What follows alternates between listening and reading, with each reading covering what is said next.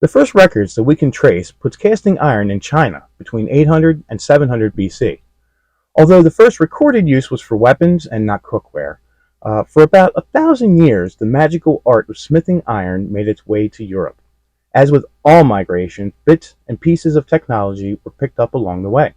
Eventually, the notion that iron could be used for feeding a man became as common as that of using it to kill one.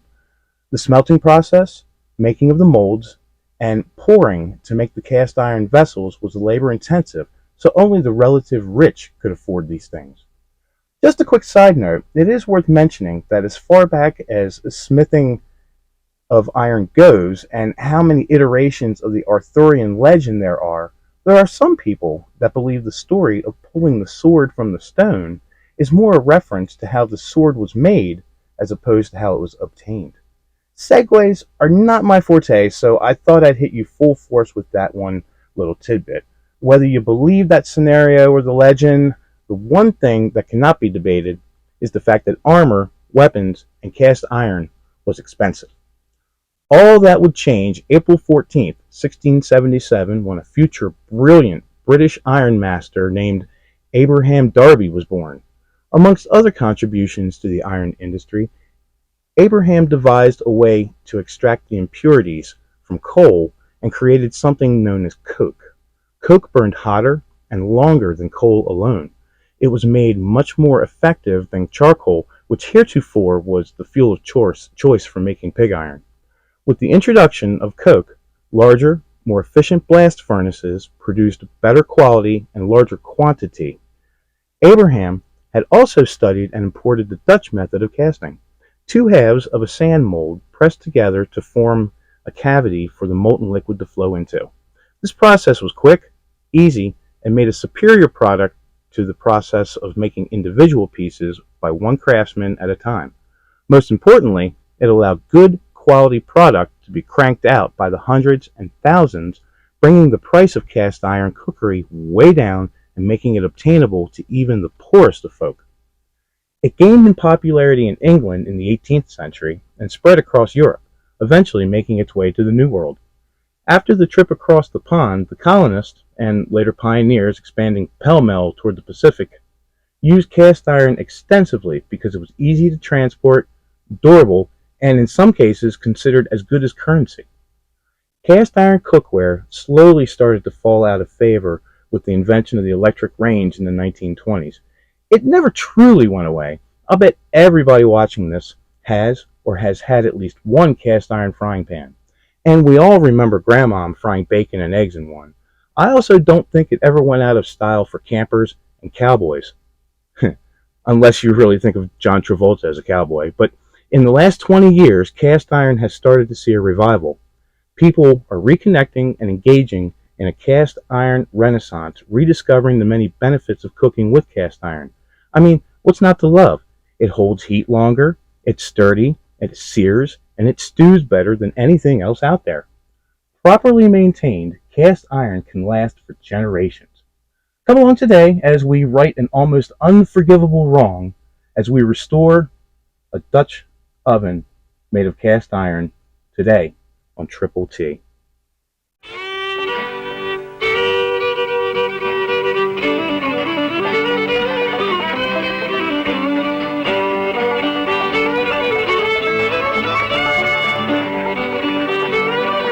Hello and welcome to Taste Buds Through Time. I am your host Brian Parkhurst, and today I did a bad thing, but I did it for you. If you recall the baked beans episode, I used my Dutch oven and I kind of left it out and it got rusted.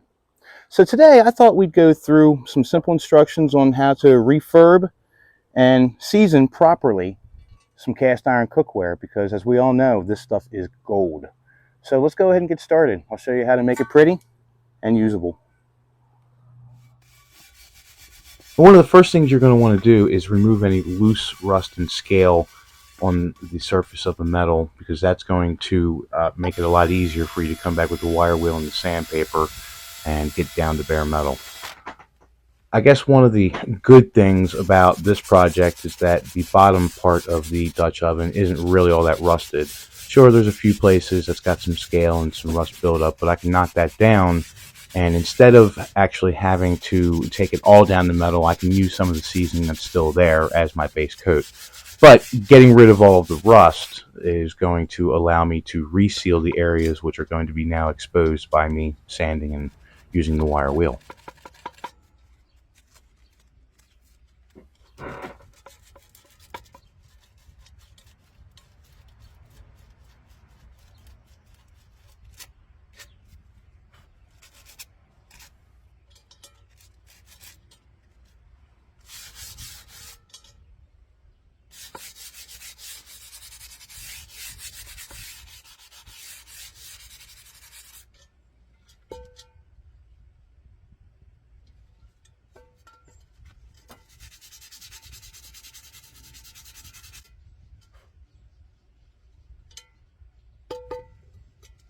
Again, when you're sanding and getting rid of the rust, you also have to remember that if you have the seasoning that's still left, you don't want to remove it all. But when you do remove the loose stuff, you want to make sure you also remove any carbon deposits from any previous fires and things of that nature.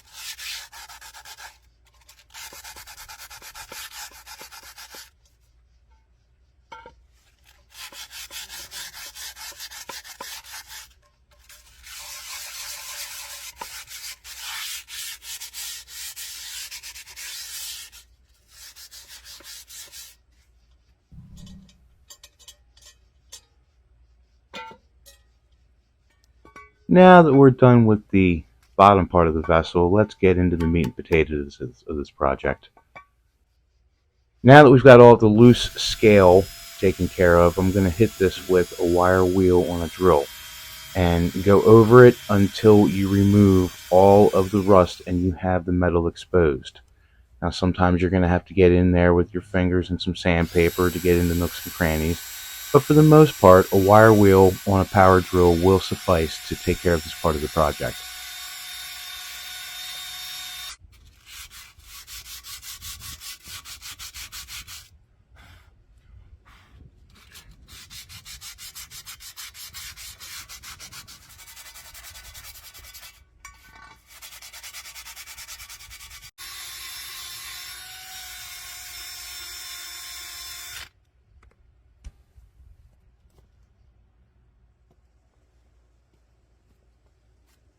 Now that we've got all the rust taken care of, we're going to go ahead and get it prepped to accept the oil.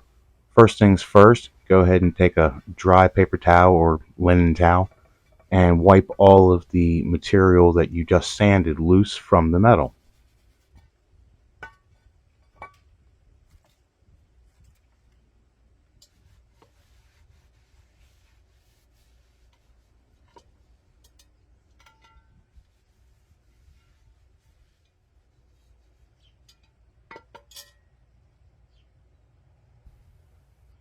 Nasty, huh? Now that we've got that taken care of, we're going to use some alcohol on the same towel and wipe the metal down. That'll get rid of any residual particles and get a deep clean down to the metal surface itself. And we're just going to let it air dry, and once it's air dried, then we'll be ready for the next step of coating it with oil and getting it in the oven to season.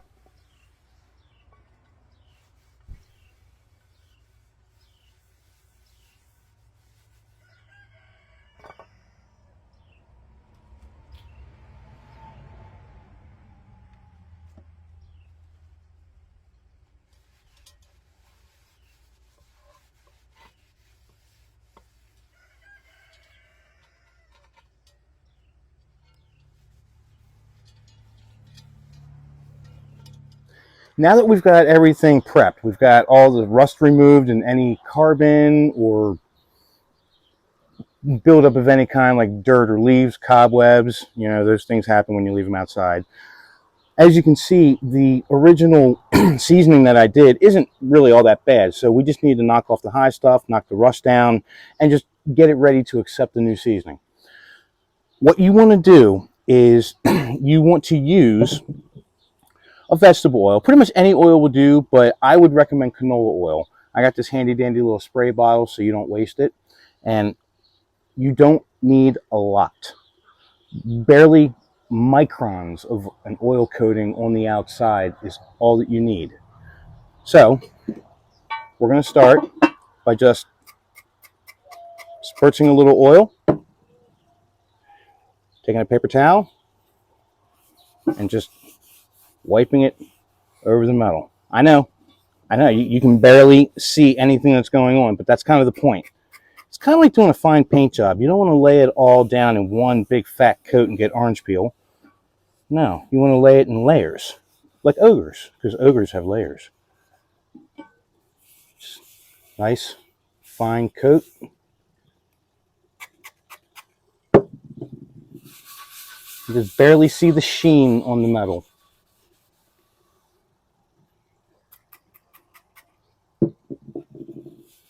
And another thing this does is it also prevents the oil from running down and pooling inside of the oven, which will create a bulb or a very sticky surface. All right. Believe it or not, that's done. That's ready to go into the oven. So we'll go ahead and do the same thing on this guy. Give it spurts on the inside, around the rim. Just wipe it on in.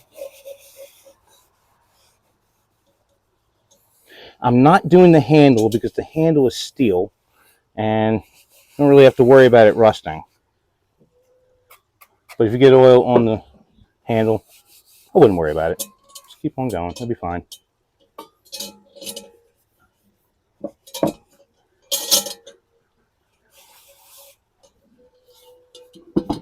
Flip over. Spurt your oil. Wipe it on. And if you've got these spider feet, make sure you take care of them too, because they touch the ground the most, so they will rust before anything else. If you have it sitting on the ground anyway.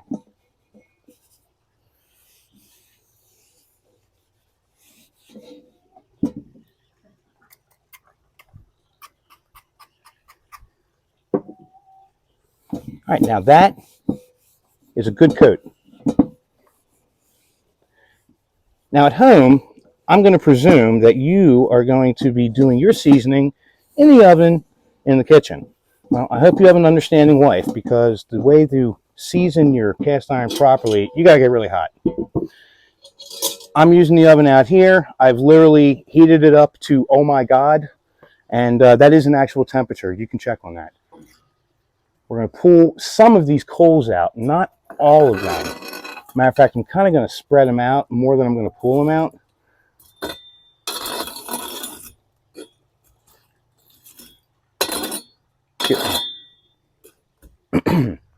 All right.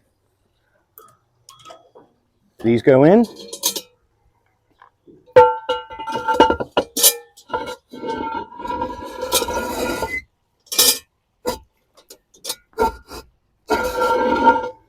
I've got a problem. I didn't check the size of this. I'll take care of this guy on the inside oven. I'll put this one in out here.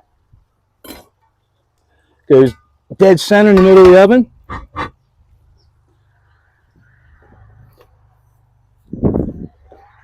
Put your door on and walk away. Just walk away, because that oven is going to cool down overnight slowly, and that seasoning is going to have a chance to bake on. And then tomorrow morning when we come out and take a look at it, it's going to be beautiful. But it's only going to be the first coat, because I am going to season about 3 times before I even attempt to do anything in it. So we'll check on it tomorrow morning. We were outside. I told you that I set the temperature in the oven out there to, oh my God, and that was really hot. The most approximate temperature I can come to with an in-house oven is about 500 degrees. We want that heat because the heat does the work of baking the oil into the metal and giving you that really nice seasoning coating that you want. Now, like I said, I know there's plenty of room in this oven for my cast iron Dutch oven, although I'm not too sure if there's going to be much room in bed tonight when my wife finds out that I'm actually seasoning in the house. So we're going to go for it. But at any rate, I want to let you know that the Dutch oven is going in upside down. Although we applied all the oil with a paper towel, there is still a chance that it may actually run down and pull. So if you have it upside down, it's going to allow the oil to run down and smooth out as it's going down, and you won't have any pulling or any sticky parts when you're done with your seasoning. We'll check this out tomorrow morning. We'll do a side-by-side comparison to an outdoor earthen oven versus an indoor modern kitchen oven. See you in the morning. I almost forgot. Now that you've got your cast iron in the oven at 500 degrees, you want to bake it for about an hour. Then turn it off and walk away. I'll see you in the morning.